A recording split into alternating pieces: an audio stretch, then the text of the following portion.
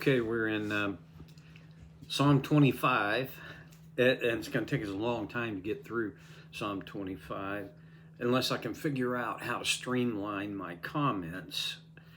So it's going to take us a long time to get through. Here we go. In you, Lord my God, I put my trust. I trust in you. Do not let me be put to shame, nor let my enemies triumph over me. No one who hopes in you will ever be put to shame. And that's where we stopped last time. But shame will come on those who are treacherous without cause. A couple of quick things. Shame.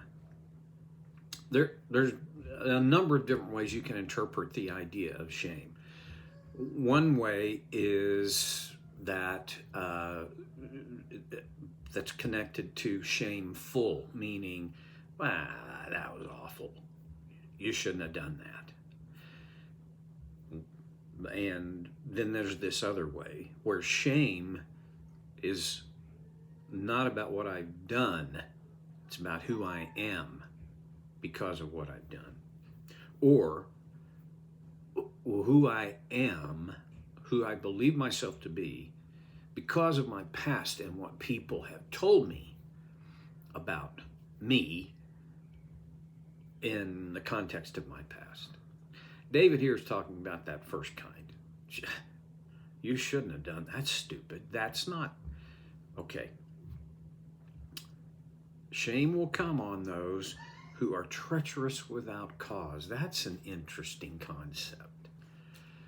That it's kind of like the idea, and as I'm looking at it, is like shame finds this treacherous person. They get chased down by it. But shame will come on those who are treacherous without cause. Okay, so here's the other part of that. Treacherous without cause. Treacherous, anyway, and its basic idea is it's about I'm searching for a word here.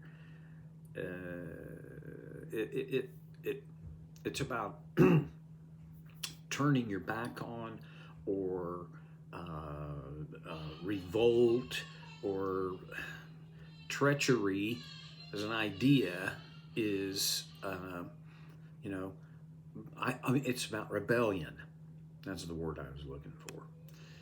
But to act treacherously has to do with somehow there is an aspect of intended harm toward someone or something other than yourself.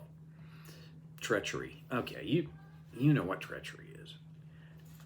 But David says treachery without cause. I mean, treachery is bad enough. When someone treats me treacherously, that's they're a traitor, right, to our relationship, and that hurts. But when they are treacherous without cause, that's just a person who their lifestyle is treachery. They're dishonest, they're undependable, they're devious, they hide things, they lie, they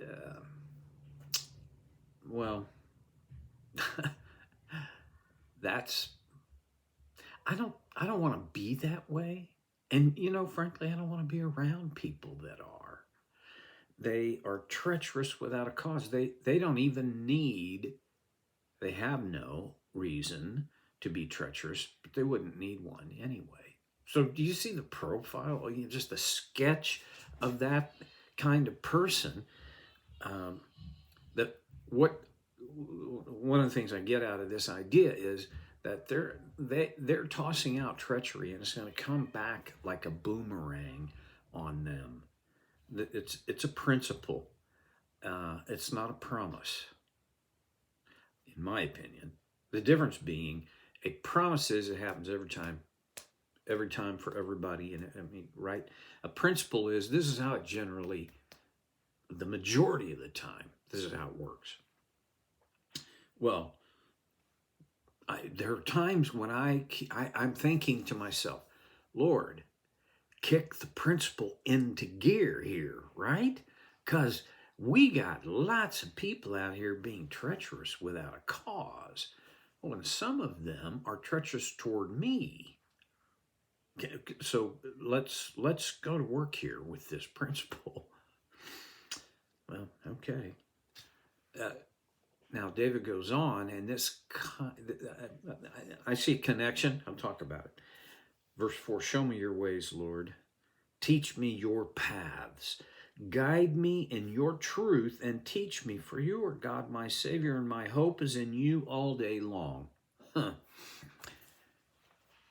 When this is true of me, when I become a student of God's design, of his ways, teach me your ways, Lord. Teach me your paths. What it basically means is I want to learn how to organize my life around how you have designed life to work.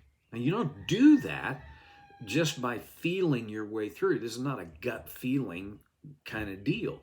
This is, you have to learn the existence of God and his presence, and the most basic of issues of morality are implanted in us, I believe, by God. But to live according to his way, you have to learn his way. And a lot of people today don't much want that, for a variety of reasons, and a couple that I can think of is, number one, it's so darn inconvenient. Teach me your ways. I mean, if you're going to teach me your ways, Lord, one of the things that's got to happen is I've got to figure out how to give up my time and attention so that you can do that. I don't like giving up my time. I like to decide where my time goes. And most of my experiences with learning is there are a lot of things that matter in the world of learning that are not fun. And the idea of signing up for that, show me your ways, teach me your paths. Okay, some of those paths they don't work for me, right? I mean, if I'm gonna pursue your path, God's path, something important has to happen. I can't, there are so few times that my path and God's path overlap. One of the things I've learned over time is that I occasionally accidentally obey God's design, but not on a normal basis.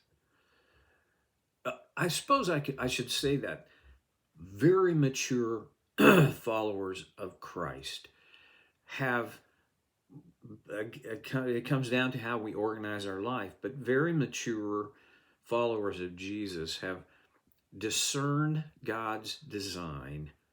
They have learned his ways.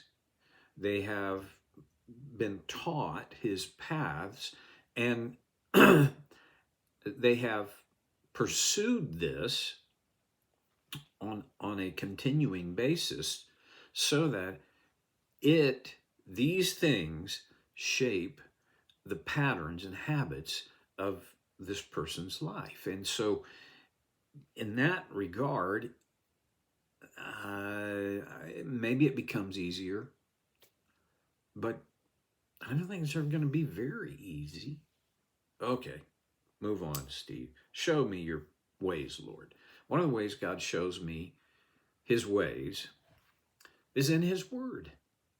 I don't think I'll ever learn his ways without deep dives into his word. That's a very neglected thing among Christians today.